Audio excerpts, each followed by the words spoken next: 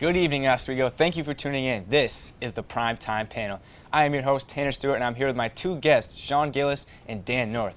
We are here to talk about the latest NFL news and action from around the league and a few games that were truly surprising to many people this weekend. Sean, talk a little bit about these games that were really close from this past weekend. Yeah, definitely, Tanner.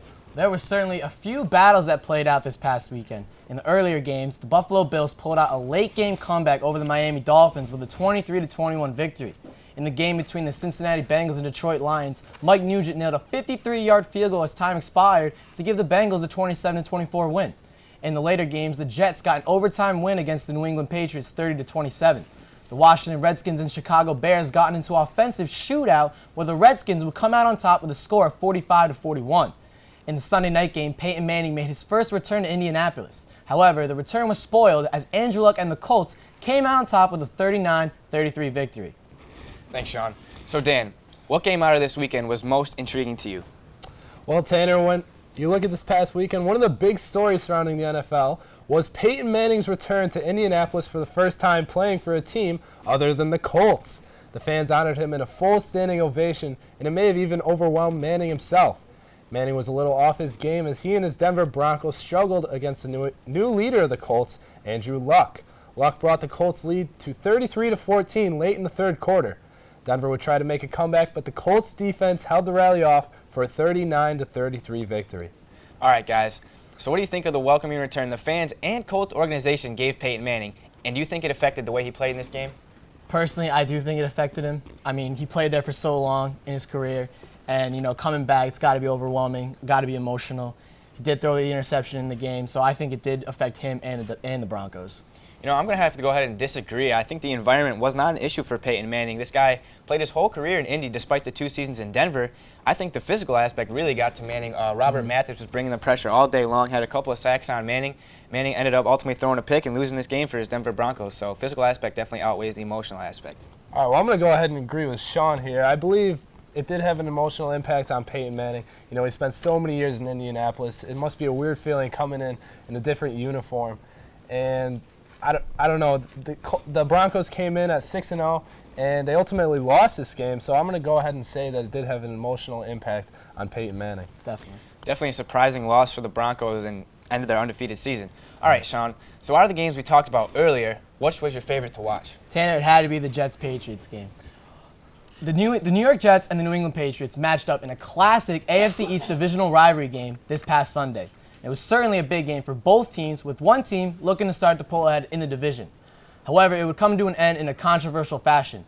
After originally missing a 56-yard field goal in overtime, Nick Folk was given another shot at the game winner when a New England defender pushed his teammate into the offensive formation to attempt to block the kick.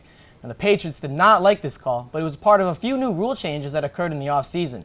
Now let's take a look at the highlight of this controversial call and see how it affected this game. Stuffed. They would have to attempt a 56-yard field goal for the win. Here comes Nick Folk. Doesn't have one over 50 this year. 56. Dovetails to the left, but an unsportsmanlike conduct penalty called on rookie Chris Jones. Jets would get a first down and another opportunity. He's pushing one of his own players in through. The unsportsmanlike conduct penalty flag was thrown right away. 4 plays later, Nick Folk from 42 yards. This is what Nick Folk does. A folk hero for the Jets. They win 30-27 in overtime. They break a 6-game losing streak. So, guys, what do you think of this call? And does this win for the Jets make them a real contender for the postseason this year? For the call, I didn't think it was a good call, especially because of the circumstances of what it was, overtime game, divisional game. I didn't think the refs needed to make that call, even though it was part of the few new rule changes that were made in the offseason. As for the Jets going forward, come right out and say, no, they will not make the playoffs this season. Definitely not a postseason team. Patriots will take that division hands down. Yeah, as for the call, I'm going to have to say it didn't need to be made. A few new rule changes in the offseason, like you said, but the play had no bearing on the kick. It didn't affect the kick at all. It was such a minuscule rule, and I hate to see such a classic AFC East battle end like that. I know you do too, Sean. Yeah.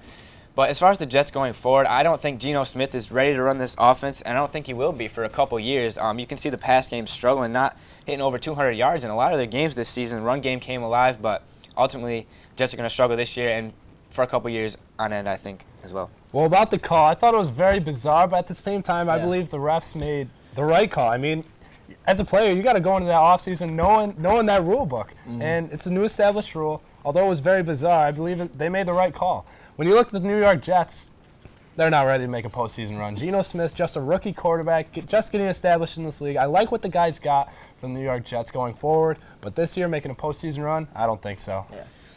Well, unfortunately, that's all the time we have here today on the Primetime Panel. We thank you for tuning in and joining us tonight. Make sure you tune in next week where we have the latest NFL stories and highlights for all of you. For Dan North and Sean Gillis, I'm Tanner Stewart. Good night, Oswego.